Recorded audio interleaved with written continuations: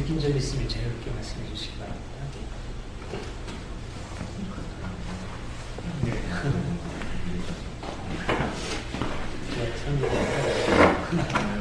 네. 네. 예.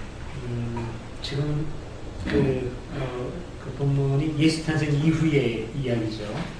네, 아까 말씀드린 것처럼 요한복음하고 마가복음에는 아직 예수 탄생에 대한 이야기는 나오지 않습니다. 마태복음하고 누가복음에 나오는데, 마태복음하고 누가복음의 내용이 상당히 좀 다르죠. 마태복음은 태어나자마자 헤롯 왕의 핍박이 있어서 이집트로 쫓겨가는 내용으로 나옵니다. 그리고 이제 돌아온 지방이 나사렛이죠. 누가복음에는 헤롯, 헤롯 왕의 뭐 핍박이라든가 이런 얘기는 전혀 없어요. 전혀 그게 없고 아주 자연스럽고 평화롭게 진행이 됩니다. 분위기 자체가 180도로 달라지죠. 오히려 아주 안정된 환경에서 율법이 요구하는 방식대로 8일 만에 할례도 받고, 그 다음에 이제 정결예식에 따라서, 이건 이제 정결예식은 이제 애기 엄마의 문제죠. 아기를 낳으면은 이제 부정한데, 이 부정하다라고 하는 것은, 이제 몸의 건강 상태를 사실은 이제 말하는 거죠.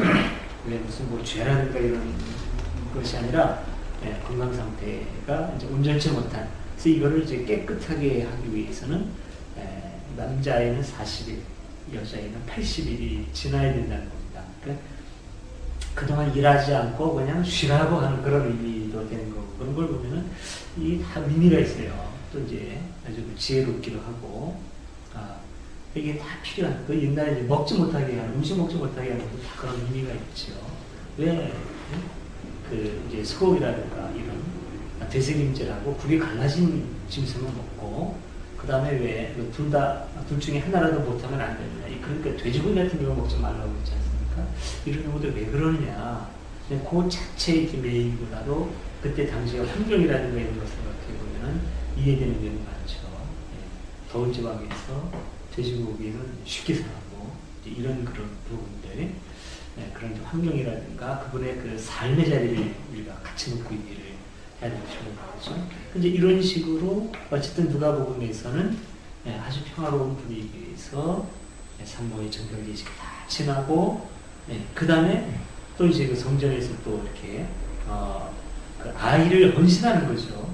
하나님께 첫째 아이는 하나님께 드리게 되어 있으니까, 그렇게 하는 과정에서 시므온이라든가 안나 같은 하나님의 사람들을 만나서 축복을 받는 거죠. 그래서 이제 그 축복의 내용도 아주 중요하고, 그러면서 마태복음에는 없는 얘기 하나 더 나오는 거는 12살 때의 소년 시절의 예수 얘기가 여기도 등장하죠. 이거는 이제 누가의 이제 독특한 자료고요. 누가에게만 나오는, 그렇게 마태와 누가가 아주 대조적으로 이렇게 나옵니다. 이 본문을 가지고 예수 탄생 이후의 설한데 같이 느낀 점이라든가 궁금한 것을 나누도록 하겠습니다. 좀 자유롭게 말씀 좀 해주시죠.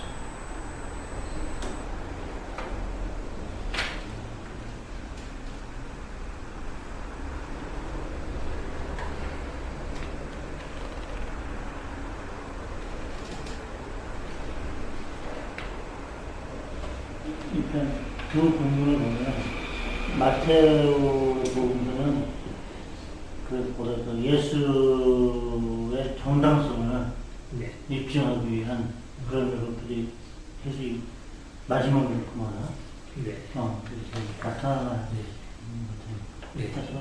이게 분명히 예수를 전하기 위해서는 예수는 이런 분이다. 그러니까 앞선 뭐 선지자가 이렇게 얘기했지 않느냐.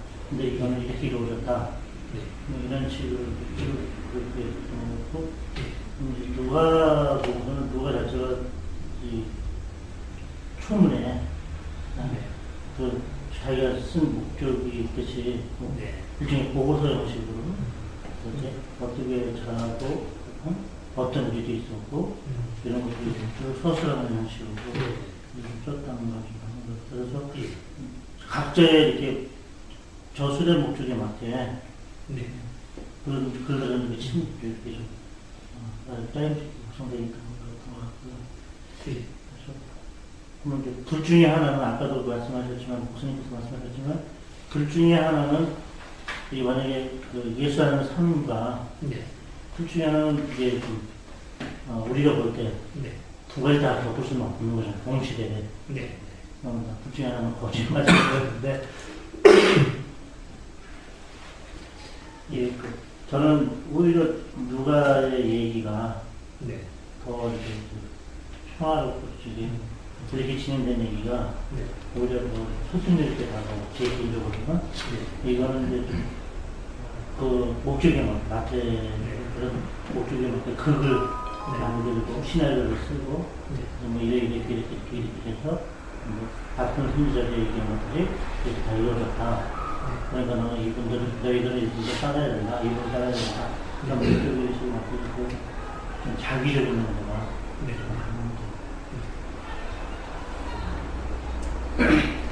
중요한 말씀을 해주신 것 같아요. 마테오는 어떤 예수 탄생의 어떤 정당성을 강조하려고 한다. 이 세 문단으로 나누어져 있는데 세 문단이 똑같이 뭐 우리말이긴 합니다만은 맨 끝에 그 문단의 끝에 8글자가 똑같아요. 말씀이 이루어졌다. 말씀이 이루어졌다. 말씀이 이루어졌다. 이렇게 다 끝나죠. 네. 역시 그 마태복음은 유대인들에게 예수님은 구약의 성취자로 오셨다라고 하는 것을 전하려고 하는 그런 의도가 강하죠. 예. 그런데 이제 지금 이제 불방님 말씀하신 것처럼 두 얘기가 너무나도 다른 환경, 전혀 다른 환경으로 둘 다 사실이기는 참 어렵죠. 물론 둘 다 사실일 가능성도 뭐 불가능한 건 아니에요. 우선 태어나자마자 누가복음 같은 아주 평화로운 이런 일이 있었는데 80일이 지난 다음에 100일쯤 지나서부터 갑자기 이제 헤롯이 그냥 확 이제 좀 광기를 부려가지고 이런 사건이 이루어졌다. 그렇게 볼 수도 있는 거죠.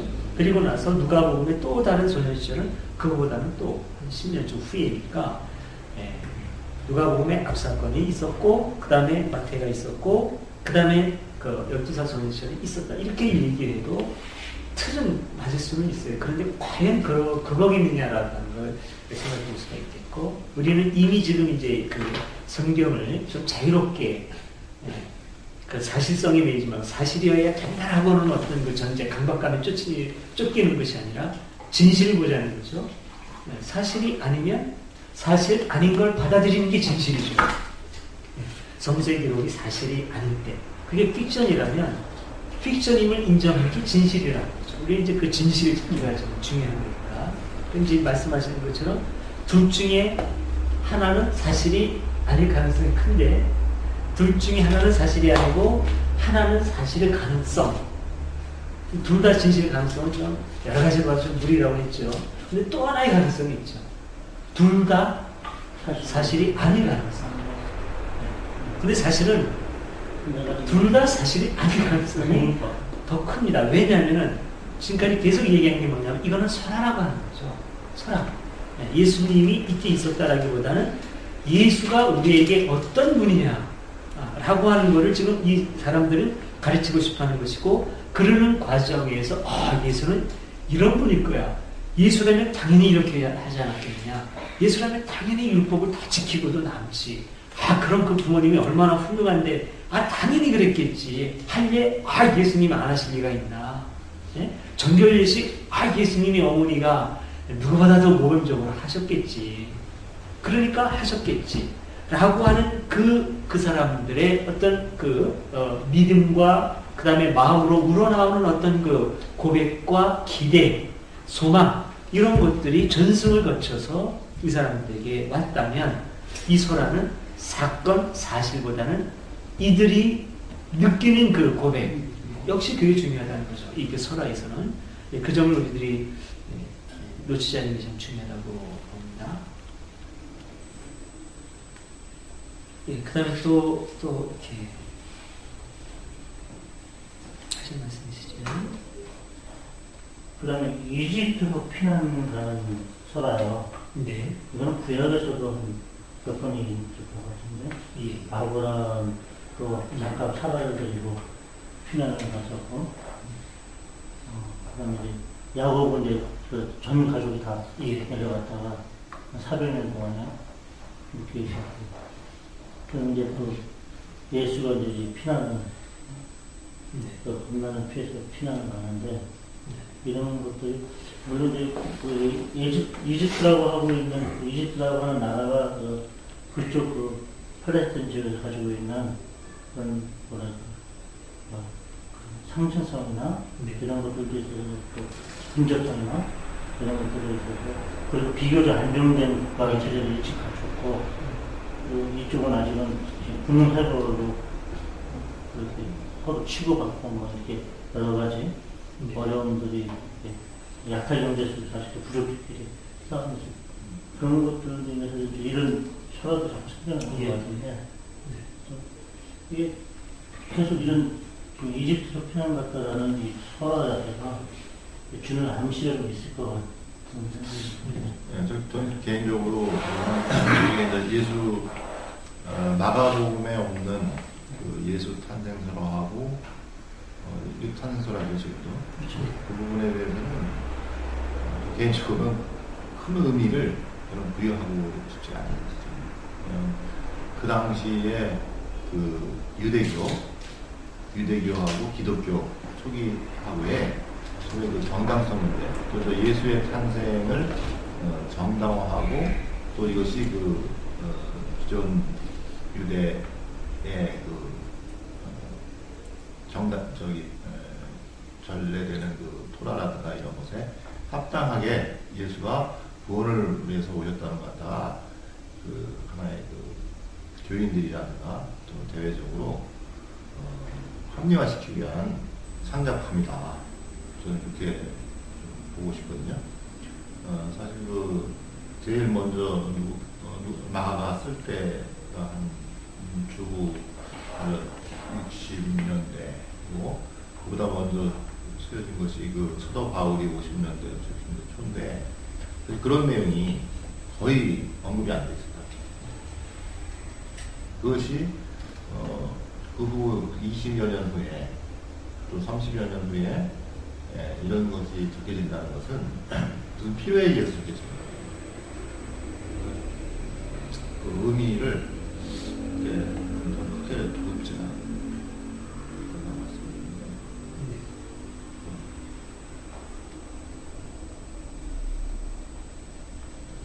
예. 그렇게 느끼면은 그렇게 하셔도 됩니다. 예. 그 성경이라고 하는 어떤 그 권위 때문에 우리가 이제 뭐 조심하기도 하고 그런데 의미가 안 느껴지면 그냥 뭐 덮어둬도 돼요. 사실 저는 그렇게 이제 생각합니다. 성경을 고전 중에 하나로 보는 게 필요하다고 봐요.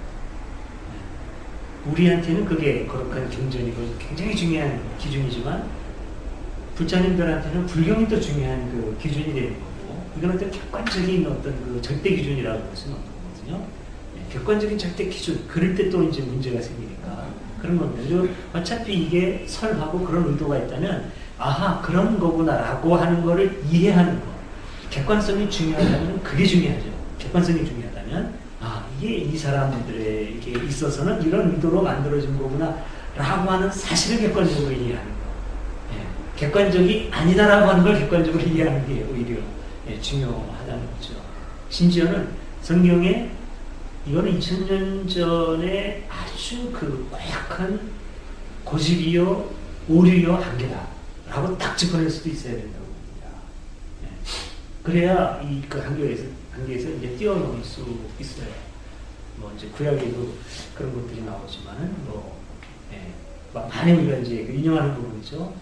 그 엘리사가 예언을 할 때 애들이 와서 누르니까 찢어지겠다. 이거는 너무나 명백하게 당시 종교 지도자들이 자기 권위에 대한 도전을 막기 위해서 사립해놓은 거예요. 이거 뭐 거의 그렇습니다. 거의.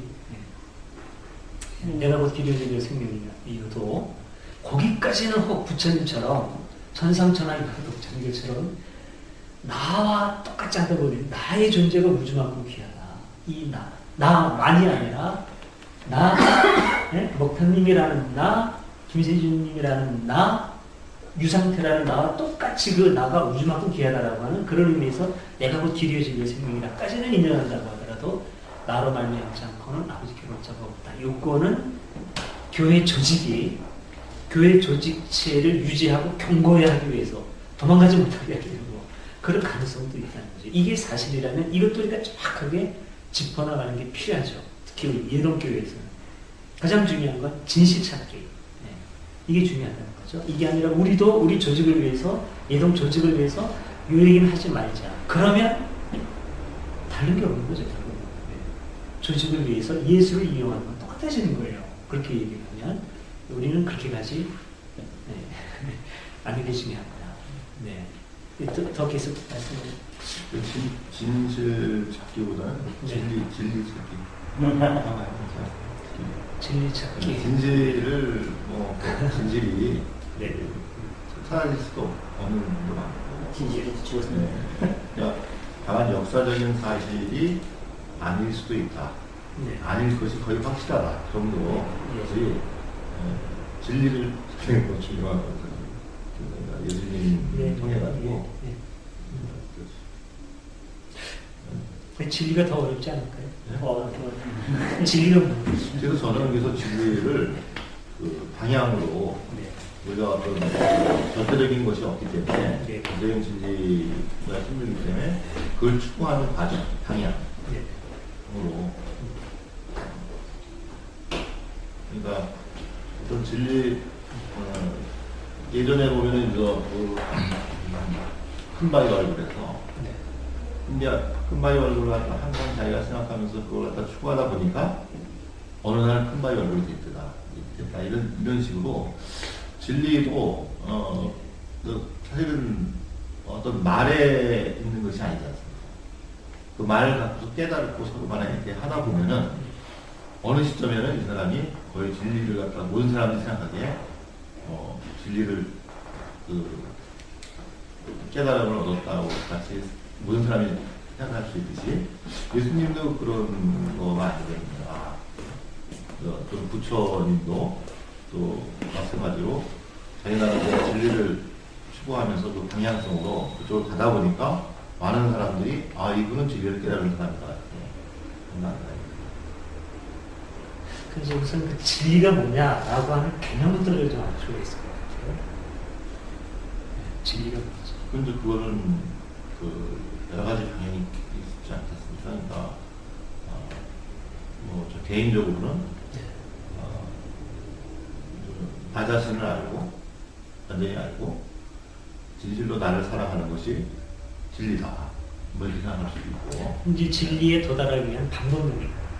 방법론은 진리에 도달하기 위한 방법론. 자기를 성찰하는. 우선 진리가 뭐냐부터 이제 아니 그 안에 나를 끊임없이 나를 갖다가 알고 내가 왜 태어나고 내가 정체성이 뭐고 내가 왜 이곳에 있어야 되는가 또는 이 세상에서 이런 삶을 사는가 그런 걸 추구하다 보면은 깨달음이 있고 그래서 전 진리를 갖다가 어떤 정의될 수 없는 거라고 생각이 들어요. 진리는 과정이라고 방향이라고 저는 이렇게 생각합니다. 진리를 지정할 수는 없다고 하더라도 이게 진리라고 지정하지는 않는다고 하더라도 진리가 무엇을 뜻하는 건지를 우리가 명확하게 알아야 되지 않을까요?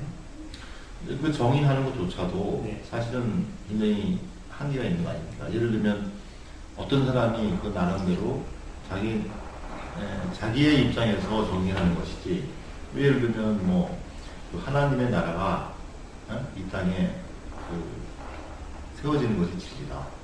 그것도 굉장히 한계 있는 거라고 생각해요. 이제 그런 거 말고요. 그거는 뭐라 그럴까? 진리를 지정화하는 거고, 고착화하는 거고, 이게 진리다라고 어떤 진리를 대상화하는 거고, 그러니까 중요한 건 진리를 대상화하기 이전에 진리란 게 무엇인지를 우리들이 인식을 해야 진리를 찾든지 말든지, 진리를 추구하든지 말든지 한다는 얘기죠. 그러니까 우선 이런 점에서 그러니까 이 철학이라는 게 참 중요한 거죠. 진리라고 하는 말을 그냥 그대로 풀어보면은 참 진짜 아닙니까? 이라는 말을 이치라는 말이에요. 그러니까 진리라고 하는 건 다름이 아니라 그냥 참된 이치를 말하는 거예요. 그러니까 이게 참된 이치다, 저게 참된 이치다 라고 했을 때 이건 어느 하나를 지정하는 것이 아니라 우리 삶에 일어나는 여러 가지 이치 중에서 참과 그름을 분별하는 작업이거든요. 그러니까 진리 찾기는 그런 점에서 중요하다고 저는 봅니다. 그러면 참된 이치는 뭐라 요거다 저거다라고 하나하나 뭐 대상화하지는 않지만 그러면 참된 이치라고 하는 거는 그러면 또 우리가 어떻게 좀 더 자세히 그거를 대상화가 아니라 좀 더 자세히 어떻게 우리가 서술할 수 있겠는가 라고 하면 저는 이렇게 이제 말하고 싶어요. 참되다라고 하는 것은 시간과 공간에 영향을 받지 않고 오르면 그걸 참되라고 말해요. 그렇게 보고 싶어요. 시간과 공간을 초월해서 옳은 이치라면은 그걸 저는 진리로 보는 겁니다. 그러니까 예를 들면은 뭐 우리나라에서 그건 바른 거야. 예를 들어서 부모는 그러니까 자식은 늘 부모를 공경해야 된다. 바른 이치. 예. 그리고 진리라고도 볼 수 있겠죠. 바른 이치. 자식은 부모를 공경해야 된다라고 하는 명제가 진리냐? 그럼 어디서나 다 그렇게 통해야 된다 말이죠. 우선 장소를 떠나서 우리나라에서건 미국에서건 어디에서건 다 통용이 되어야 되겠죠. 근데 시간과 공간을 떠나서 오늘날뿐만 아니라 2000년 전에도 앞으로 1000년 후에도 늘 변하지 않는 이치라고 하면 그건 진리라고 볼 수가 있다는 거죠. 그러면 늘 자식은 부모를 공경해야 됩니다. 근데 요거는 어떤 면에서는 이거는 의도적인 사람이 어떤 의도를 가지고 그 사회를 안정화시키고자 라고 하는 인위적인 작업이 들어가 있는 거지 그것이 변하지 않는 어떤 인간의 의도를 떠나서 어떤 그 자연의 어떤 팽창의 이치라고 보기는 어려워요. 제가 볼 때는 이거는 상당히 이거는 윤리적이고 도덕적인 어떤 규정을 낼 수 있어도 그렇다면 진리라고 하기 어렵다. 이런 식으로 우리가 평가를 할 수 있는 거죠. 그러면 부모는 자식을 사랑한다. 이거는 진리가 될 수가 있겠다. 이거는 인간사에서 부분적으로 어느 정도는 그런 걸 상당히 이건 굉장히 진리에 접근해 갈 수 있는 요소가 있어요. 부모는 자식을 사랑한다. 그런데 이것도 항상 그러냐에 대해서는 아닌 경우가 또 현실적으로 많이 발생을 해요. 이렇게 될 때 굉장히 진리라고 하는 걸 진리를 찾기가 어려워지는 겁니다. 어쨌든 진리라고 하는 것은 시간과 공간을 떠나서 변치 않는 일치. 그러면 지구는 태양의 주위를 돈다. 이거는 진리가 될 수 있을까? 1000만 년 후에 태양계가 붕괴하면 이거 좀 그렇죠? 이게 제가 여러 가지 예를 듭니다만 이런 식으로 어떤 그 진리라고 하는 거를 우리가 대상화시키는 것이 아니라 진리라고 하는 것은 어떤 대상화시키기 이전에 이런 어떤 그 방식이죠. 우리가 이치를 찾는. 네. 그럼 이 세상에 진리란 없다. 그러면 그 말은 진리냐? 네?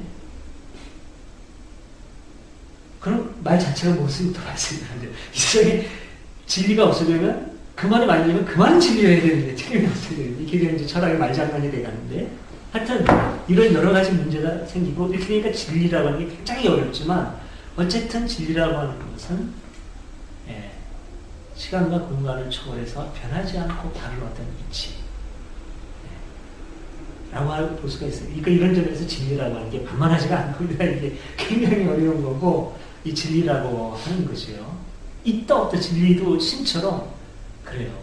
근데 이제 진실이라고 했을 때는 그게 뭐랄까 아주 구체적으로 하나의 그 사실에서 균형할 수 있는 보다 더 작고 편안한 게 되는 거예요. 참이냐 아니냐 그 진실 찾기라고 하는 것은 여기에 대해서 이거는 진실이 아니야 이렇게 우리가 쉽게 얘기할 수가 있는 거죠. 그런 점에서 좀 죄송합니다만은 진리라고 하는 말을 쉽게 하기가 굉장히 어렵지만 진실에 대해서는 우리가 관심을 가져야 된다고 저는 봅니다. 이게 조금 이제 여기서 좀 이렇게 좀 떨어져 있지만 제가 굉장히 많이 고민하는 부분이거든요. 그러니까 진실과 거짓 굉장히 다르죠. 그러니까 이것도 둘 중에 하나 택하기는 굉장히 힘들어요. 완전한 선이 완전한 악인이 어디 있겠습니까? 근데 진실과 거짓 사이에서 완전히 진실을 택하기는 굉장히 어렵지만 그래도 예, 이 중간에 또 괜찮은 것들이 이 진실과 거짓 사이에 하나는 놓여 있어요. 예, 진실되기 어려우면 요거 잡는 것도 괜찮다고 저는 봅니다. 저는 진실된 제가 지금도 이제 뭐 목사가 됐다고 합니다만 과거에 교단으로부터도 소속된 목사였을 때 진실된 목회자가 되는 게 굉장히 전 아주 중요한 목표였어요. 진실된 목회자. 내 마음에 위선이었고 거짓이었고 늘 다르고. 네. 그러면 진실되다라고 말할 수 있거든요. 네. 그럼 진실된 목회자라고 말할 수 있는데 이게 참 쉽잖아요. 그랬을 때 그 다음에 설득할 것은 뭐냐면 솔직한 사람. 이건 굉장히 실수할 수 있고 잘못할 수 있는데 그때 내가 실수했네? 내가 잘못했네? 이거 참 미안하게 됐네? 이렇게 솔직할 수 있다면 진실에 접근해 갈 수 있는 굉장히 좋은 위치에 있다고 보는데 그때 거짓을 딱 선택하고 지금 현실이 불편하다고 해서 그러면은 이제 점점 진실과는 멀어질 수가 있다고 생각이 됩니다. 지금 제가 이제 말씀드린 것 중에서도 또 이제 검토해보고 또 비판할 요소는 얼마든지 있겠죠. 그런데 이 두 테스트가 네네. 진실이 아닐지라도 네. 이거 거짓이다 네. 라고 얘기할 수는 없는 거예요. 그렇죠. 네. 예. 물론 진실은 아니지만 이게 거짓이다. 네. 그리고 그 반대를 증명하는 논리는 아닌 거고. 거짓이라기보다는 그러니까 아까도 말씀하셨지만 내가 내 아들 이 세상 누구보다도 제일 당신이 아름다워 하는 것이 진실이냐 거짓이냐 이런 거는 애매하잖아요. 자기 고백인데 객관적인 사실로 그러니까 그런 부분이 있고 그래서 역사적인 사실이 아니다 이렇게 표현할 수 있는 게 정확합니다. 아닐 수 있다. 역사적인 사실이 아닐 것이 확실하다. 이 정도는 표현할 수 있을 것 같아요. 네. 이게 거짓이다 이렇게 한다는 것도 좀 문제가 많은 거죠. 네. 그러니까 이게 거짓이다라고 우리가 단정을 지으려면 뭔가 은큼한 속셈이 있어가지고 이게 사실이 아닌 걸 알면서도 남한테 사실이라고 속이려고 하는 의도가 들어가면 거짓이다라고 말할 수가 있겠죠. 근데 그것이 아니라 아까 말씀드린 것처럼 사람들이 당연히 이러지 않았겠어? 주님이라면 그랬겠죠. 확인할 수 없지만 이런 얘기가 모아져서 맞아 그럴 거야. 예수에 대한 이런 얘기 내가 객관적으로 확인할 수 없지만 이런 얘기 이게 맞지 않겠나? 라고 하는 어떤 공동체의 고백으로 모아졌을 때 이것을 거짓이라고 단정짓기는 어려운 거죠. 네. 아무리 객관적으로는 좀 못생겼고 그렇다고 하더라도 그 사람이 보기에 아름답다 그러면 그 사람의 진실일 수는 있는 거거든요. 그러니까 이거는 이 공동체 사람의 진실일 수 있다고 봅니다. 팩트는 아니지만 이런 점에서 진실의 가치가 있는 거죠. 이 사람들의 진실일 수는 있는 거예요. 이게. 사실은 아니지만 사실이 아니면서도 진실일 수가 있는 거죠. 다른 거죠. 사실하고 진실하고는 다른 거죠. 조금 애매한 표현인데요.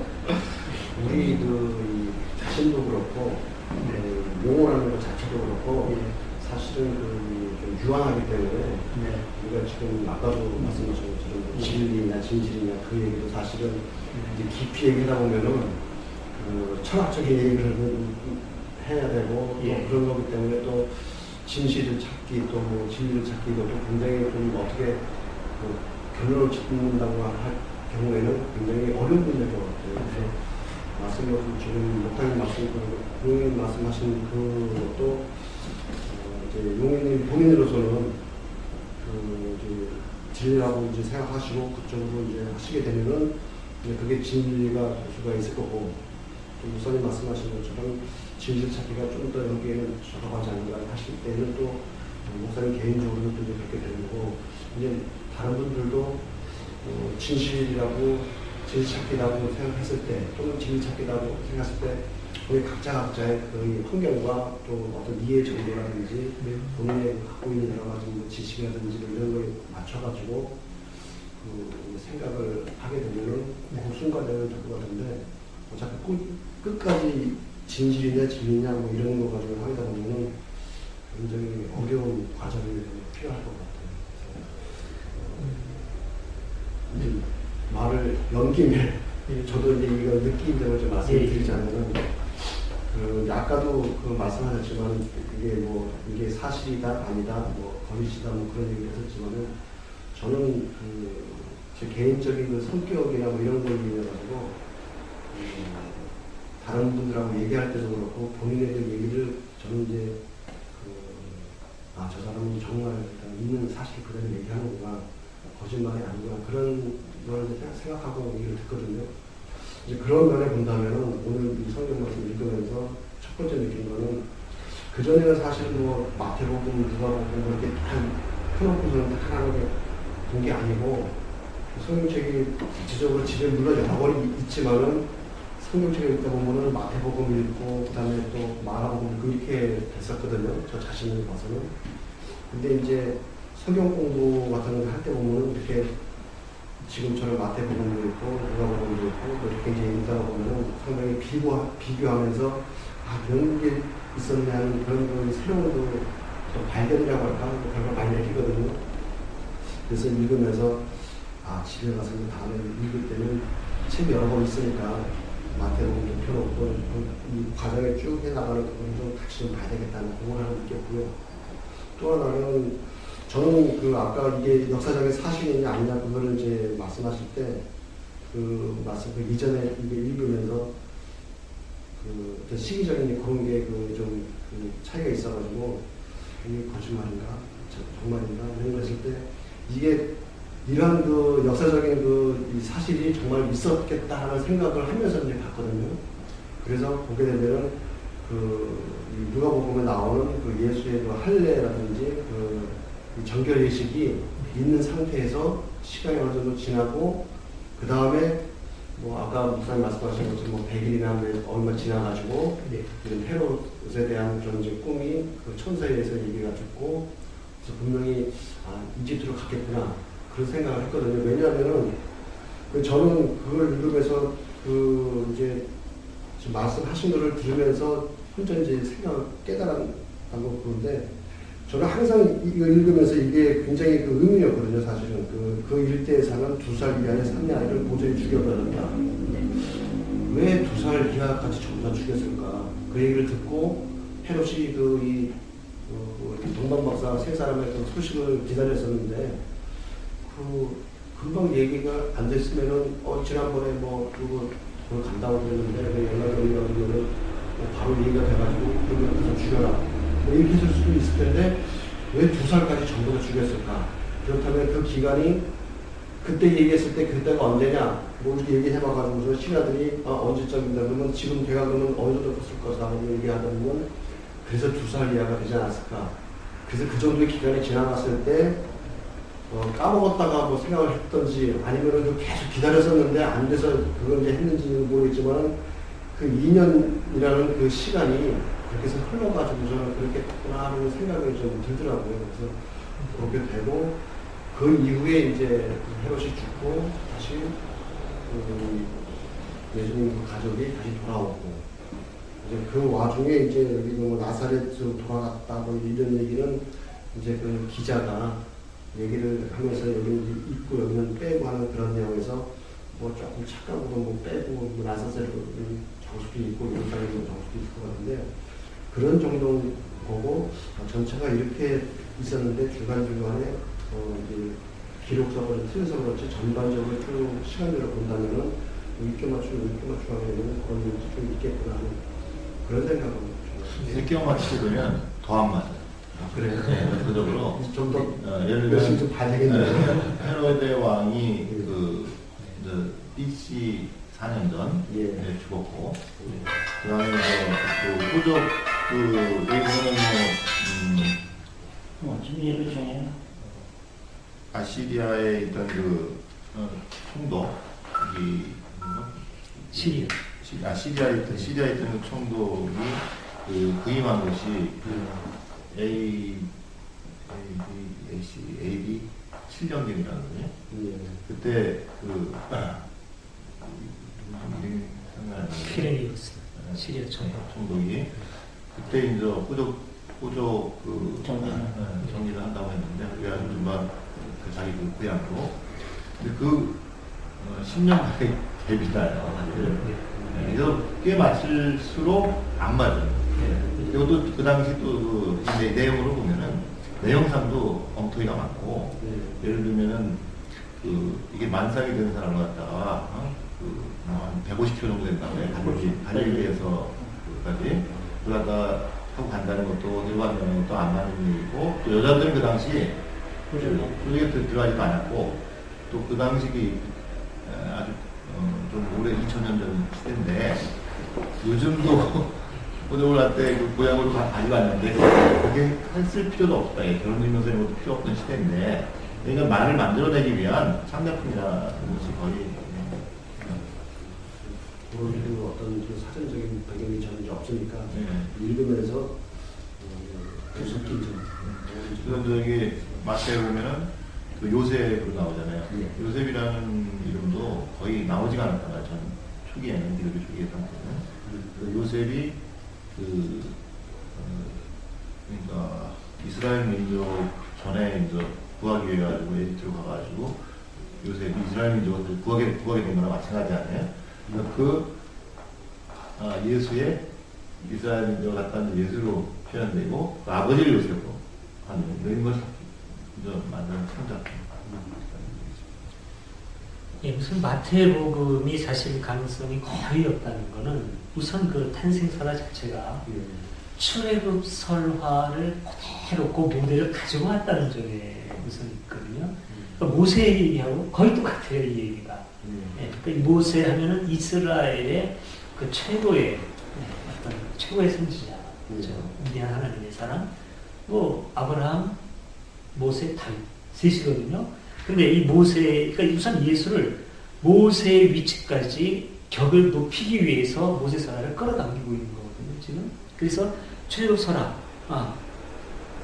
이때 그 이집트로 이렇게 이집트에서 모세 설화에서는 그렇죠. 하나님 말씀 안 들으니까 장자를 그 동물들까지 포함해서 초태생 포함해서 장자들을 싹 다 죽였다. 그런데 그 당시에 그 기가 막힌 상황에서 하나님의 놀라운 능력으로 살아나거든요, 모세가. 그래가지고 이스라엘의 인도자가 된 거죠. 고메다를 좀 그대로 가지고 오는 거예요. 예수 이때도 헤로데가 그렇게 두 살을 이하여, 두 살이라는 의미가 있는 건 아니에요. 제가 볼 때는. 두 살 이하라고 해야 아이들을 다 죽일 수가 있으니까, 그래서 두 살인 거지. 두 살 특별한 의미가 있는 것 같지는 않고, 그래서 싹 다 죽이려고 했는데, 여기서 살아나지 않았냐. 이건 하나님의 놀라운 그 능력이 함께하는 거다. 지금 요 얘기를 지금 하고 싶은 거거든요. 그 출애굽 설화 그대로 갖고 있어서 예수와 모세를 대비해가지고 우선 그 유대인들에게 있어 모세하면은 뭐 이거는 위대한 민족이야. 딱 그렇게 되죠. 예수를 우선 그 위치까지 딱 올려놓는 겁니다. 그 다음에 모세를 넘어서는 거죠. 네. 그렇게 하기 위해서 도입된 설화인 거죠. 이거는. 너무나도 그건 명확해요. 네. 그러면 이게 만약 설화가 아니라 사실이라고 한다면 이거는 엄청난 사건입니다. 이거는 역사적으로 기록이 안 될 수가 없어요. 이집트라고 하는 큰 나라에서 싹 다 형제가 죽었다. 근데 기록이 안 된다는 것도 어렵고, 여기에서 어쨌든 간에 헤로데라고 하면은 그래도 그때 로마 당시 아닙니까? 헤로데가 어쨌든 간에 그 로마가 인정하지 않으면 헤로데 왕이라는 사람이 있을 수 없는 거예요. 그런데 헤로데가 어린아이 두 살을 싹 다 죽였다? 이거는 로마의 입장에서도 엄청난 부담입니다. 이거는 대반란이 일어날 수 있는. 근데 이게 역사에 기록 한 줄 없이 그냥 성경만 있다. 이거는 말이 안 되는 거예요. 역사적으로. 네. 그러니까 이거는 그냥 설화죠. 네. 설화인 게 너무나 명백합니다. 이것만 봐더라도. 두 살의 아이를 그렇게 죽일 수가 없는 그런 거죠. 그리고 이때 당시에 이거 배경을 잠깐 그 얘기를 좀 이렇게 역사적인 사실을 좀 명확하게 알 필요가 있으니까, 이때 당시에 로마 제국의 황제는 아우구스투스였죠. 옥타비아누스 아우구스투스였고, 아우구스투스 이전에 그 통치자, 로마 제국의 통치자는 잘 아시는 대로 율리우스 카이사르라는 거죠. 율리우스 카이사르가 출생한 해가 그 BC, 즉 우리들이 말하는 BC죠. 기원전 100년에 딱 출생돼요. 카이사르가 예수님과 딱 100년 앞서 기원전 100년에 카이사르가 딱 출생을 합니다. 그리고 40몇 년이니까 그렇게 죽죠. 54살인가 죽으니까 46인가 이렇게 죽죠. 그리고 나서 그게 양아들로 지명한 옥타비아누스가 이제 그 안토니우스하고 싸우다가 기원전 30몇 년인가 그때부터 이제 왕이 될 겁니다. 그때부터 이제 저기 황제가 되죠. 황제가 돼가지고 예수님 탄생 때의 로마 황제는 아우구스투스예요.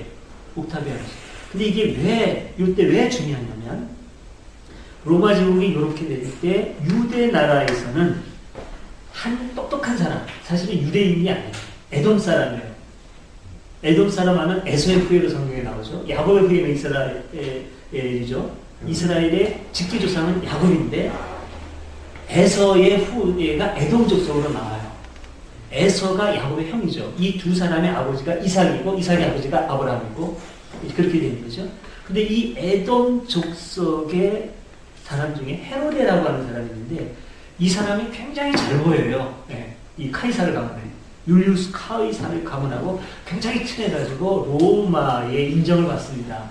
그래서 로마가 이 헤로데를 유대의 왕으로 세워줘요. 유대의 왕으로. 이 이전에는 마키아베우스 가문이 있었죠. 네. 이거 이제 좀 더 그 이전까지 거슬러 올라가야 되는데 마키아베우스 혁명이라고 좀 들어보셨나요? 네, 마키아베 혁명이 있었고 그때 아까 말씀하신 아시리아가 아니라 시리아. 아시리아는 기원전 8세기경의 강대국이고 그 위에 시리아라고 하는 나라. 알렉산더 그리스가 이제 네 조각으로 나서 시리아가 이제 시리아하고 이집트가 그러니까 팔레스타인을 양쪽에서 영향을 미친 강대국이었습니다. 마치 중국과 일본처럼 우리나라의 중국과 일본처럼 그런 그 상황에서 로마 제국이 일방적으로 자기 마음에 드는 사람을 이제 팔레스타인 지방의 왕으로 세운 거예요. 그때가 기원전 이제 37년. 이때가 거의 아우구스투스가 이제 통치를 시작할 때인가 아마 거의 그럴 겁니다. 아우구스투스 초기일 거예요. 이때 이제 헤롯 왕이 유대를 이제 지배하면서 정치를 굉장히 잘해요. 로마에도 최선을 다해서 관계 설정을 아주 잘하고 유대인한테도 포용 정책을 씁니다. 그들이 원하는 걸 들어주고 그래서 그때 당시 예루살렘 성전이 어마어마하게 지어져요. 그래서 예수님이 이제 그런 말씀을 하시죠. 너희가 지금 이 성전을 짓고 있는데 몇십 년 동안 짓고 있는데 내가 이것을 사흘 만에 쓸어버리리라 이런 얘기가 나오죠. 이 성전이 지금 몇십 년 동안 지어지고 있는 건데 성전은 이스라엘의 구심점이거든요.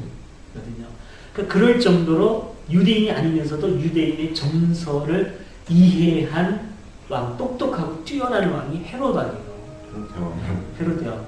이 사람이 사내 아이를 모조리 쓸어버리는 인물이 아니에요. 결코 그런 인물이 아닙니다. 완전히 반대의 인물이에요. 그런 인물이 결코 아닙니다. 이 사람은 역사적으로 헤롯 더 그레이트라고 얘기해요. 헤롯 대왕. 더 그레이트가 아무나 따라 붙이는 거 아닙니다. 알렉산더 더 그레이트고요. 콘스탄티누스 더 그레이트. 더 그레이트가 별로 없어요. 그런데 헤롯한테 헤롯 더 그레이트라고 이름 붙일 정도로 굉장히 뛰어난 왕입니다. 아주 합리적이고 이 다음부터 헤롯 대왕 같은 인물이 등장하지 않습니다. 이스라엘 역사에. 근데 이제 헤롯 왕이 언제 죽냐면 기원전 4년에 죽어요. 기원전 4년에. 근데 그때 이제 헤롯 시기에 예수님이 태어났으니까 기원전 4년이 되지 않습니까? 이게 그래서 역사적으로 계산을 잘못해가지고 예수님 태어난 애를 영년으로 잡았었는데 나중에 구체적으로 잡아보니까 헤롯이 죽었을 때라고 하는데 그때 기원전 4년이네. 헤롯은 역사적으로 중요한 인물이니까 명확하게 알거든요. 예수는 실제로 있었는지 없었는지도 모르니까 잘 모르지만 그러니까 헤롯 때문에 기원전 4년이라는 게 명확해진 거예요. 예수 탄생은. 근데 누가 모르네? 이거 전에 나왔죠. 키레니우스가 이제 시리아 총독이 되었을 때에 그때 이제 인구조사력이 됩니다. 이렇게 된단 말입니다. 근데 그때 인구조사력에 대해서 그때 태어났으면 기원전 4년하고 기원 후 6년, 10년의 차이가 있는 이거는 사실성으로 봤을 때는 명백하게 알죠. 그러니까 성경이 여기에서는 틀렸다가 아니라 이거는 엉망이다, 칭찬이다 이런 것이 아니라 성경은 그렇게 역사적인 어떤 사실성을 우리에게 알려주려고 쓰는 역사책이 아니다. 성경은 역사책이 아니라 종교책이다. 라고 하는 걸 우리들이 이해하는 게 굉장히 중요하다는 거죠. 그건 종교책이에요. 네. 불경에도 사실 아닌 얘기 많이 나옵니다. 말도 안 되는 얘기 나와요. 그럼 사실 아닌다고 해서 거짓이? 아니죠. 종교책은 사실이 아닌 의미를 담은 책이고 성경 역시도 그런 책인 거죠. 그러니까 우리에게 중요한 거죠. 네. 이게 사실이 아니라고 해서 아까 풀빵님이 중요한 말씀해 주셨는데 거짓이다 라고 결론을 내리면 우리는 다시금 이렇게 새로운 신앙 찾기 할 게 아니라 안티로 해야 되는 거고 이제 이런 그 과정이 있습니다. 그리고 조금만 더 말씀을 드리면 헤롯 대왕이 기원전 4년에 죽죠. 그러면서 유대가 세 조각으로 갈라져요. 세 조각으로 뭐 분열이 있어서 뭐 갈등이 있다기보다는 헤롯 왕의 아들이 셋이었어요. 그래서 로마 제국, 그러니까 로마 황제가 얘네들 너희들 서로 싸우지 마라. 그래서 셋으로 나눠준 겁니다. 싸우지 못하게 하기 위해서. 로마 지 마음대로 죠. 로마 왕들. 백성들이야 뭐 어떻게 되든 말든 얘네들 싸울 것 같거든요. 왕들이, 왕자들이. 그러니까 왕자의 난을 방지하기 위해서 딱딱 띄워주는데 유대하고 사마리아 헤롯 아켈라오한테 줍니다. 헤롯 아켈라오. 근데 이 사람이 굉장히 좀 무능하고 잔인해요. 그래서 강제 폐위를 시키는데 그때가 AD 6년입니다. 지금 우리가 뭐 그러니까 CE라고 얘기하죠. CE, 커먼 이러, 어떤 공동으로 인정되는 그런 세계. AD라는 말도 너무 기독교적이라서 요즘 또 도전받거든요. 애프터 디반, 신성, 라틴어로 아노, 도미나이, 주후 이런 얘기가 돼요. BC는 영어로 뭐 before Christ니까 그냥 그대로 기독교적인 냄새가 난다. 그래서 기원전은 BCE, before common era, 공통의 연대 이전, common era, 공통의 연대. 이런 식으로 요즘은 이제 써요. 기독교는 이제 없애는 게 정치적으로 공평하다. 어떤 이런 인식이죠. 세계관에서. 저도 그거 받아들이고 싶어요. BCA도 틀린 건 아니지만 BCE와 CE로 구분하는 게 의미가 있어요. 요즘 우리 강명수님 보면 계속 BCE하고 CE로 쓰거든요. 안티들도 다 그렇게 쓰고 그렇게 많이 쓰는데 일단 그 정도는 받아들이는 게 이제 좋겠다는 생각이 들고요. 그래서 강제 폐위돼서 왕이 없거든요, 지금. 그래서 그러면은 누가 그 역할을 합니까? 지금 유대하고 저기 이제 베들레헴에 보니 다 지금 유대 그 사마리아 이쪽 지역에서 일어나거든요. 근데 아켈라오가 폐위돼 있어요. 네. 그럼 그 다음에 누가 합니까? 거기에 지금 아무도 없는데. 그때 그 로마에서 파견한 총독 중에 사실 본디르라더는 총독이 아니에요. 총독이 나오지만 총독이 아니라 총독 밑에 있는 지방 장관입니다. 유대는 그렇게 총독을 돈만큼 중요한 나라가 아니었어요. 네. 그 빌라도는 총독보다 못한 지방 장관이고 그쪽 지역의 총독은 시리아에 있었습니다. 그 시리아 총독이 키레니우스였어요. 그러니까 이전에 키레니우스가 이거는 헤롯 아켈라까지도 폐위된 AD 6년 이후라는 게 너무나 명백한 거죠. 이제 어쨌든 제가 이거 설명하려고 하는 건 아니고 어쨌든 이때 당시에 우리 좀 헷갈릴 수가 있는데 헤롯 나왔다가 뭐 이 헤롯 나오고 저 헤롯 나오고 막 그러거든요. 그러니까 이제 말씀을 드리는 겁니다. 유대 사마리아는 헤롯 아켈라오. 그 다음에 갈릴리와 베레아 지방, 저 위쪽 지방이죠. 거기는 헤롯 안티파스. 헤롯 안티파스라고 나오거든요. 예, 옛날 개혁엔 헤롯 안디바 이렇게 나옵니다. 헤롯 안디바. 그 다음에 헤롯 빌립이 또 나와요. 갈릴리 동편 지방. 이렇게 해서 세 아들이, 그러니까 헤롯 뒤에 누구 편은 헤롯 뭐 아겔라오, 헤롯 안티바스, 헤롯 빌립 이런 사람들은 헤롯 왕의 아들들이죠. 그때는 이제 분봉왕이라고 해가지고 셋으로 나눠져서 통치가 됐던 겁니다.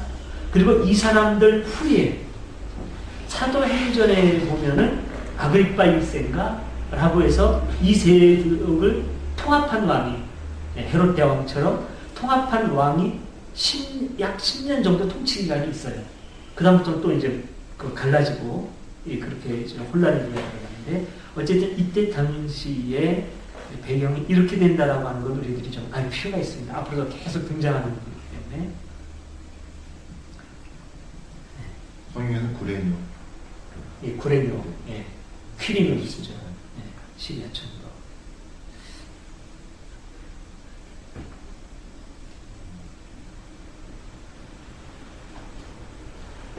예.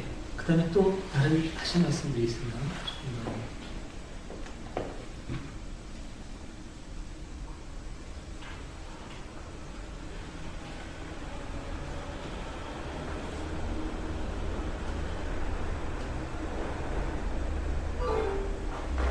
아까 그 성전에서 아기 배치는 장면이 나오지 않습니까? 거기에는 이제 정확하게 말하면 예식이 3가지 예식이 나와요. 우선 할례가 있죠. 아이가 자식이. 이건 8일 만에 다 하게 되는 겁니다. 그 다음에 그 어머니가 하는 게 있죠. 정결예식. 정결예식이요. 정결예식은 사내아이와 여자아이가 다르죠. 이것도 하나의 남녀 차별이라고 볼 수 있어요. 명백하게 이건 극복돼야 될 거죠. 성경에 나오지만 사내아이라면 7일 동안 부정하고 여자아이라면 14일 동안 부정하고 요거 자체가 아마 의학적으로나 모든 면에서 남자아이와 여자아이 낳고 나서의 어떤 그 차별이 있을 이유는 없는 것 같아요. 제가 볼 때는 오늘날 우리가 그 담배에 대해서 남자보다는 여자가 담배를 안 피워야 된다고 하는 건 의학적인 어떤 설명은 가능하죠. 어머니의 경우에 아버지가 담배 피우는 것보다 아이에게 되는 직접적인 피해가 더 크다. 이거는 의학적으로 어느 정도 설명이 되지만 이건 그런 건 아닌 것 같아요. 네. 사내아이가 7일 동안 부정하고 그로부터 33일이 지나서 이제 정결예식을 하게 됩니다. 그건 40일이 지나야 되는 거죠. 여자아이는 14일 동안 부정해요. 아이를 낳는. 그때는 아무것도 하면 안 되죠. 그 다음에 그로부터 또 66일이 지나야 이제 정결예식을 드리게 되죠. 80일. 그럼 이 40일, 80일 이 숫자도 보면 참 재밌는 게 있어요. 80일은 40일이 되죠. 근데 40이라는 숫자는 성경에 참 많이 나옵니다. 예? 뭐죠? 저기 그 광야 생활 40년이죠. 예. 하여튼 또 뭐 사람이 뭐 하는 건 사실 모세가 120세 살지 않습니까? 40년 동안은 이집트에 있고 40년 동안은 미디안 광야에 있고 40년 동안은 그 영도자로 생활하죠. 다윗이 메시에 태어나고 메시에 죽었는지 모르지만 통치기간은 40년이에요. 성경에 얘기하는 사울 출생 죽는 것도 모르지만 통치기간 40년. 솔로몬도 통치기간 40년. 예수님이 금식하면서 사탄에게 시험 받은 거 40년. 뭔가 좀 갸우뚱해지지 않습니까? 이것도 문자 그대로 받아들이면 안 되겠죠. 종교서적이라는 게 이런 겁니다. 사실성이 아니라 의미, 미닝. 40이라고 하는 숫자는 4 곱하기 10에 유대인들은 이 숫자 철학에 유통하다고 했죠. 10은 뭘 강조할 때 붙이는 겁니다. 천년왕국, 10 곱하기 10 곱하기 10 강조해요. 무한한 하나님이다. 이런 의미라고 전에 한번 말씀드린 적이 있는 것 같은데 4라고 하는 건 인간수예요. 3, 하나님의 수. 하나님의 수와 인간수가 더해지 3과 7은 완전수입니다. 7. 네. 6은 7보다 못하죠. 결코 7이 아니에요. 완전하지 못하면서 완전에 접근해 가려고 하는 수예요. 그러니까 건방지고 교만한 수고 이건 사탄수가 되는 거죠. 이게 유대인들이 숫자에 담겨두고 있는 의미예요. 오늘날 우리가 볼 때 유치하다. 어쨌든 사실 유치할 건 없어요. 그분들에게 있어서는 상당히 중요한 의미가 있는 거죠. 그러니까 이 3하고 4가 곱한 10이라고 하는 숫자는 또 하나님이 인간과 더불어 어떤 중요한 일을 해나갈 때 중요한 의미를 갖고 있는 숫자입니다. 이스라엘 집파가 12집파죠. 예수님의 제자 12이라고 나와있죠. 진짜 12인지 아닌지는 몰라요. 12이 같이 쫙하게 활동하는 건 별로 없습니다. 항상 예수님이 불러서 얘기하고 하는 사람은 저 3사람이에요. 베드로, 야고보, 요한 3사람이죠. 12 이름 나야 될 것밖에 없어요. 오히려 70명의 제자 더 등장하죠. 120 제자. 12명 불러가지고 뭐 했다? 어떤 사건으로 찾아보세요. 없어요. 이름 나야 될 뿐이에요. 그러니까 이거는 12제자라기보다는 12의 의미를 잡고 싶었을 겁니다. 이스라엘이 12지파이듯이 하나님의 제자도 12제자 3 곱하기 4 하나님이 사람과 더불어 어떤 일을 할 때 중요하고 하나님의 일을 완성할 것이다. 어떤 이런 의미. 아마 이제 이런 의미일 겁니다. 그러니까 이런 것들이 정결예식에도 결국은 40일, 80일 이렇게 나오고 이 숫자가 또 보면 이제 참 재밌는 것들이 많아요. 뒤에 안나의 예언을 보면요. 이제 그 누가복음 앞에 부분에 그 밑에서 그러니까 성전의 사기를 바치다 해서 맨 밑에 문단 거기 보면 안나라는 나이 많은 여자가 있었는데 남편과 7회 같이 살다가 그랬죠. 7회 같이 살다가. 그 다음에 쭉 보면은 84살이 되도록 성전을 떠나지 않고 84살이라는 아까 제가 말씀드린 것처럼 분석을 해보시죠. 12 곱하기 7. 7 곱하기 12가 딱 나옵니다. 네? 그렇죠. 84살하면 7 곱하기 12예요. 신자가로 앉아서 10이라고 하는 중요한 하나님의 사랑으로 하는 또 11은 3 곱하기 4로 분석이 될 수도 있는 거죠. 이런 거 보면 재밌습니다. 사실. 요한계시록에 14만 4천 나오잖아요. 전에도 여기 몇 번 말씀을 드렸죠. 이거는 글자 그대로 14만 4천을 주장하는 여호와의 증인의 얘기가 황당하다고 하는 거 쉽게 증명이 됩니다. 14만 4천 분석해보세요. 우선 1000을 떼보세요. 1000은 10 곱하기 10 곱하기 10 강조니까. 그럼 144가 나왔죠. 이거는 뭐의 자승인가요? 12의 자승이에요. 12 곱하기 10이에요. 그러니까 12. 예. 이스라엘의 12지파든 예? 구약의 하나님의 말씀을 안고 살았던 12지파의 후임. 신약시대에 예수님의 말씀을 또 받아들이는 새로운 12제자의 가르침을 따르는 새로운 이방인으로서의 하나님의 백성이든 상관없이 하나님의 말씀을 올바로 지키고 믿음으로 역경을 이겨나가면 무한한 하나님의 영광의 나라에 참여하리라. 그게 14만 4천입니다. 숫자가 아니라 이런 의미가 명확한 거예요. 그거는 명확합니다. 14만 4천이기 때문에 이런 것들이 이런 것들이 보면 굉장히 많이 이제 성경에 보면 나옵니다. 이게 이제 성경을 읽는 방식이 되는 거예요. 어떻게 하면 사실이 아니라 거기에 감춰져 있는 어떤 그 비하인드 미닝, 감추어진 의미를 읽을 것이냐. 이 감추어진 의미, 사실이 아니라고 하더라도 이 의미, 이거는 성경에서 여전히 중요할 수 있다는 거죠. 이 사람이 우리가 이제 사실성이 아니라고 얘기하다 보니까 버려야 되는 그 허위가 아니라고 하는. 잘못하면 그냥 쓰레기통에 다 번져버리게. 뭐라고 그러죠? 목욕물을 버리다가 아기까지 버린다고 이제 정탐은 그렇게 되니까. 그래서 지금 이제 여러 얘기를 지금 이제 하고 있는 겁니다.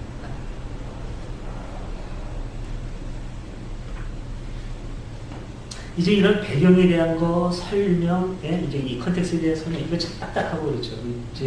제 아내가 이런 거 재미없다 그러는데, 한번 좀 은혜스러운 말씀 한번 찾아보죠. 요 말씀, 요거, 참 중요해요. 그게 중요하거든요, 결국은. 그 의미도 중요한 거니까, 오늘날 우리에게 정말 따뜻하게 우리의 삶을 인도해주는 은혜로운 말씀 좀 찾아보면 어떤 게 있을까요? 저에게는 몇 군데 눈에 들어오는 것들이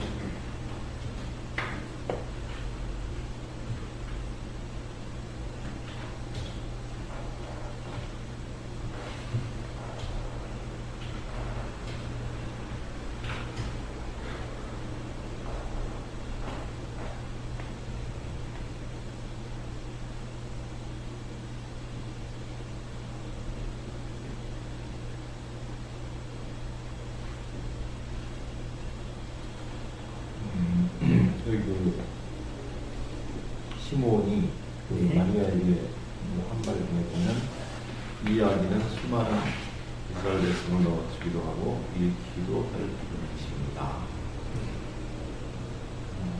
이런 편이 있는데 사실 그 누가복음은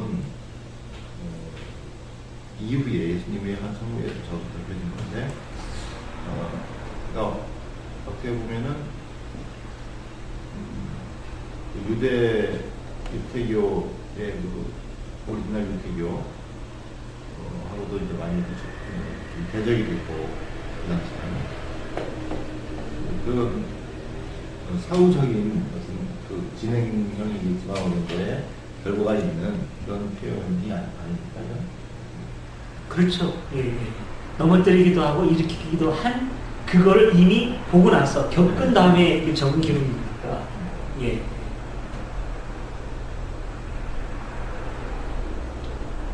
시므온이 실존 인물일 가능성에 대해서는 사람들이 얘기를 해요. 이 사람이 사내들인 의원이었다. 나중에는 의장까지 한 사람이다. 그런 얘기도 있어요. 시므온의 경우에. 사내들이는 오늘날 우리나라의 국회와 같은 거죠. 근데 이제 그 그 사람의 경우에 아주 막 경건하고 의로웠던 사람을 보고 그 사람을 이제 몇십 년 전에 인물로 그 모델을 설정을 해가지고 예, 지금 이제 그 사람이 이런 얘기 한 것으로 예, 저 엮어나가는 것일 수 있는 거죠.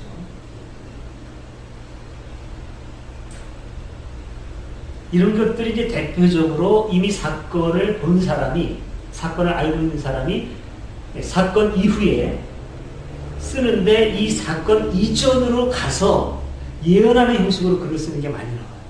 보면. 그런 걸 우리 중에 잘 해석해야죠. 그러니까 예수님의 예언 중에 돌 위에 돌 하나도 남기지 않고 다 쓸려질 것이다. 이것도 예수님이 실제로 한 말이라기보다는 그 정말 돌 위에 돌 하나도 남지 않고 다 쓸어버린 로마의 그 가혹한 처사를 경험한 사람이 이 사건 이후에 이 사건을 보고 쓰면서 사건 이전의 예수 시대를 가서 예수의 입으로 예언하는 걸로 쓰는 거죠. 마가복음에는 그게 없나요? 어디에 나오는지 모르겠어요. 그러니까 이제 마가복음에 그 표현이 나온다면 마가복음이 70년 이후라는 게 명확하다는 얘기죠. 그런 것 때문에. 근데 그게 마가복음에 나오는지, 그러니까 마가복음에 없으면은 그렇게 단정 못 짓는 거죠. 그 직전일 수도 있고. 네. 근데 이제 마가복음에 나오는 종말의 사건, 네. 그 아주 급박한 그 예루살렘 영말의 징조라고 얘기하는 그런 것들 때문에 그 이전의 길은 어렵다라고 이제 진단을 하는 거죠. 마가복음의 경우에.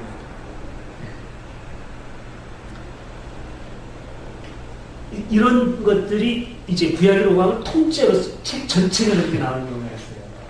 그게 다니엘서 같은 경우에 보면 다니엘서는 보수적인 교회에서는 기원전 7세기 작품이라고 해요. 왜냐하면 바벨론 시대에 쓴 걸로 되어 있거든요. 바벨론 시대에 바벨론 그 왕이 다니엘과 그 세 친구들을 데려가잖아요. 근데 거기에서 다니엘의 생활을 적으면서 다니엘이 미래의 일을 얘기를 해요. 근데 다니엘이 예언하는 미래의 사건이 언제냐면 아까 우리가 얘기한 그 시리아의 왕 알렉산더의 후예죠. 시리아의 왕 안티오커스 에피파네스라고 하는 인물이 있습니다. 그때 굉장히 대대적인 박해를 해요. 기원전 168년을 정한 시기예요. 네. 그때 멸망에 가증한 것이 예루살렘에 쓰고 예루살렘 성전에서 돼지를 잡고 하는 그런 장면이 있거든요. 그것까지 예언을 해요. 이렇게 예언하는 장면이 이렇게 나옵니다. 그러니까 이건 몇백 년 후의 일을 예언하는 거예요. 그러니까 사람들이 볼 때는 이걸 보면 오 맞네. 역시 하나님이 놀라운 분이야. 그런데 그것도 사실은 이 사건이 있고 나서 그 안티오코스 에피파네스 사건이 있고 나서 이걸 본 사람이 이건 거의 동시대입니다. 이거를 본 사람이 이제 너무나 급박한 거죠. 이 사람이 이거 완전히 악한 놈이야. 이건 사탄이야. 얘 말 들으면 안 돼. 여기에서 무너지면 안 돼. 그럼 이스라엘은 무너지는 거야. 믿음으로 이겨야 돼. 라는 말을 하고 싶은데 그 얘기하면은 당장 잡혀가죠. 책도 소가 되고. 안티오코스 에피파네스 이름만 모르고 있으면. 그러니까 이거를 몇백 년 전에 이야기처럼 쓰는 거예요. 마치 그 옛날에 전두환 시대 때 그 김홍신 씨가 글 쓰려고 권총찬이라고 지고 이러면서 야! 너! 그래가지고 장총찬 바꿨잖아요. 이런 식으로 그런데 이제 그거보다 더 한 거죠, 이거는. 네. 그러니까 이제 그러면은 전두환 시대 얘기하면서 마치 조선 시대에 네? 정조라든가 그런 시대 만약에 정도령이 전두환 시대 얘기를 예언하는 것처럼 쓸 수가 있겠죠. 그런 식이에요, 당연히. 이런 걸 정확히 하는 게 굉장히 중요한 거죠. 네. 그렇게 되면 환상이 깨지죠. 성경의 신비함이 깨지고. 그러나 우리는 진실이 아닌 어떤 그 환상을 꿈꾸기보다는 불편한 진실을 생각하고 있습니다. 오늘 얘기가 너무 길었습니다. 아까 은혜로운 얘기 하자 그러다가 제가 좀 정리해 볼게요. 여기에서 저는 아까 읽으면서 정말 참 좋았다라고 느낀 부분이 성전에서 아기 예수를 바치다 그 중간쯤에 역시 그 시므온의 예언의 말씀인데 예언의 말씀으로 나오죠. 이제 말씀하신 대로 좋은 평안의 눈을 갖게 되었습니다. 주님의 구원을 제 눈으로 보았습니다. 만민에게 베푸신 구원을 보았습니다. 이렇게 얘기하죠. 이거 교리적으로 이해하면 예수님 구원, 예수님을 눈으로 봤네, 구원자로 오신 예수님 봤네, 너무나 간단하고 이렇게 돼요. 그런데 지금 이 기록자는 어떤 의미로 지금 이거를 지금 쓰고 있을까요? 지금 시므온이